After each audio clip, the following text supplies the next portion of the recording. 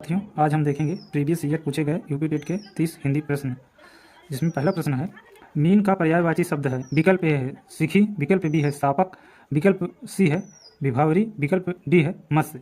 इसका सही उत्तर होगा विकल्प डी मत्स्य। अगला प्रश्न है दिए हुए शब्दों में भिन्न अर्थ वाला शब्द है।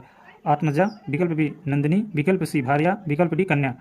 इसमें विकल्प ए में आत्मजा व विकल्प बी नंदिनी, विकल्प सी कन्या, ये सभी पुत्री के पर्यायवाची हैं, जबकि भार्या पत्नी का पर्यायवाची है, जो कि अलग है। इसका विकल्प सी सही होगा।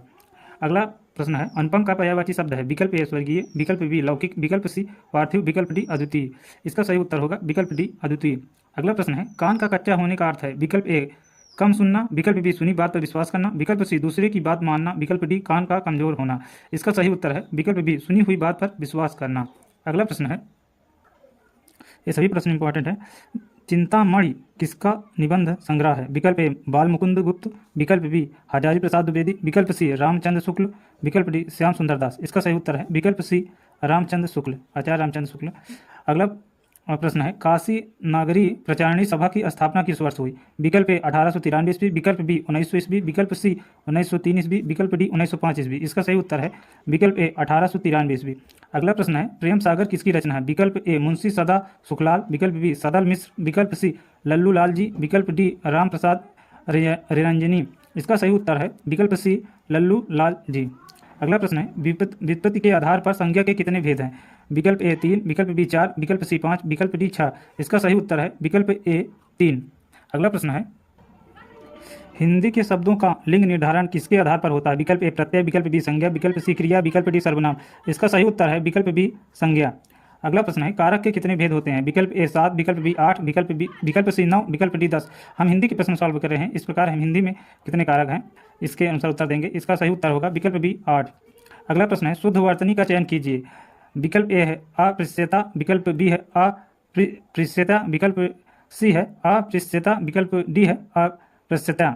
एक इसमें से कौन शुद्ध वर्तनी है, इसे हमें छांटना है, जो कि विकल्प सी वाला सही उत्तर होगा। अगला प्रश्न है तारणी का पर्यायवाची शब्द है। विकल्प ए है सूर्य, विकल्प बी है नाम, विकल्प सी है युवती, विकल्प डी है नदी। इसका सही उत्तर है विकल्प ए सूर्य, यह सही उत्तर होगा। अगला का उच्चारण स्थान कौन सा है। विकल्प ए मूर्धा, विकल्प बी कंठ, विकल्प सी तालु, विकल्प डी दंत। इसका सही उत्तर है विकल्प बी कंठ। अगला प्रश्न है कवि का स्त्रीलिंग शब्द है। विकल्प ए कवित्री, विकल्प बी कवित्री, विकल्प सी कवित्री, विकल्प डी कवित्री। इसका सही उत्तर है विकल्प सी कवित्री। इस प्रकार के प्रश्नों को हमें ध्यान देना है, क्योंकि प्रश्न रिपीट होते हैं, ये बहुत महत्वपूर्ण प्रश्न है। अगला प्रश्न है छ वर्ण किसके योग से बना है। क स क च क छ क स। इसका सही उत्तर है विकल्प ए क स, इससे बना है। अगला प्रश्न है उन्मूलन का विलोम है। विकल्प ए उत्थान, विकल्प बी उत्कर्ष, विकल्प सी रोपण, विकल्प डी अवनति। इसका सही उत्तर है विकल्प सी रोपण। अगला प्रश्न है नाक रगड़ना का अर्थ है। विकल्प ए नाक में चोट लगना, विकल्प बी इज्जत देना, विकल्प सी दीनतापूर्वक प्रार्थना करना, विकल्प डी चापलूसी करना। इसका सही उत्तर है विकल्प सी दीनतापूर्वक प्रार्थना करना। अगला प्रश्न है कपटी मित्र के लिए सही मुहावरा है। विकल्प ए दांत काटी रोटी, विकल्प बी आस्तीन का सांप, विकल्प सी अक्ल की दुम, विकल्प डी आबनूस का कुंदा। इसका सही उत्तर है विकल्प बी आस्तीन का सांप। अगला प्रश्न है इंद्रियों को जीतने वाले के लिए एक शब्द है। विकल्प ए दूरदर्शी, विकल्प बी दत्तचित्त, विकल्प सी कुशाग्र बुद्धि, विकल्प डी जितेंद्रिय। इसका सही उत्तर है विकल्प डी जितेंद्रिय। यह प्रश्न काफ़ी बार रिपीट होता है, इसलिए इसे ध्यानपूर्वक देखें। अगला प्रश्न है कालिंदी का पर्यायवाची है। विकल्प ए सरस्वती, विकल्प बी लक्ष्मी, विकल्प सी गंगा, विकल्प डी यमुना। इसका सही उत्तर है विकल्प डी यमुना। अगला प्रश्न है पवन का संधि विच्छेद है। विकल्प ए पा प्लस अवन, विकल्प बी पा धन वन, विकल्प सी पो धन अन, विकल्प डी पाव धन अन। इसका सही उत्तर है विकल्प सी पो धन अन। अगला प्रश्न है पुनर्जन्म का संधि विच्छेद है। विकल्प ए पुनर्जन्म, विकल्प बी पुनः जन्म, विकल्प सी है पुनः जन्म, विकल्प डी है प्लस आजन्म। इसका सही उत्तर है विकल्प सी पुनः जन्म। अगला प्रश्न है इत्यादि शब्द में कौन सी संधि है। विकल्प ए है यण संधि, विकल्प बी है वृद्धि संधि, विकल्प सी है गुण संधि, विकल्प डी है दीर्घ संधि। इसका सही उत्तर है विकल्प ए यण संधि। हिंदी का पहला पत्र है। विकल्प है उद्दंड मार्तंड, विकल्प बी है इतिहास तिमिरनाशक, विकल्प सी है बनारस अखबार, विकल्प डी है हरिश्चंद्र मैगनीज। इसका सही उत्तर है विकल्प ए उद्दंड मार्तंड। अगला प्रश्न है महावीर प्रसाद द्विवेदी ने आदिकाल को क्या संज्ञा दी है। विकल्प ए चारण काल, विकल्प बी आदिकाल, विकल्प सी वीरकाल, विकल्प डी बीज वपन काल। इसका सही उत्तर है विकल्प डी बीज वपन काल।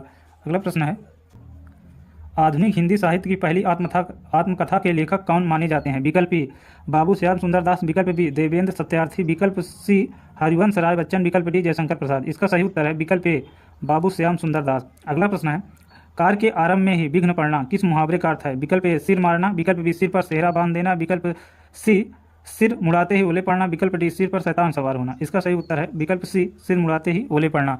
अगला प्रश्न है, आखिरी के 3 प्रश्न बचे हैं, इसमें 28 नंबर का प्रश्न है, अतिशोधो स्नेह को मार्ग है किसकी पंक्ति है? विकल्प ए आलम, विकल्प बी बोधा, विकल्प सी ठाकुर, विकल्प डी घनानंद। इसका सही घनानंद। अगला प्रश्न है, दशरथ सुत तिहु लोक बखाना, राम नाम का मरम है आना किस रचनाकार की पंक्ति है? विकल्प ए तुलसीदास, विकल्प बी कबीर, विकल्प सी केशवदास, विकल्प डी सूरदास। इसका सही उत्तर है विकल्प बी कबीर दास।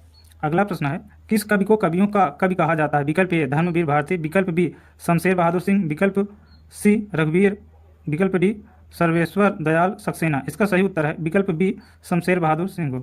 ये थे सभी हिंदी में पूछे गए प्रीवियस ईयर 30 प्रश्न जो कि यूपी टेट में पूछे गए हैं। धन्यवाद।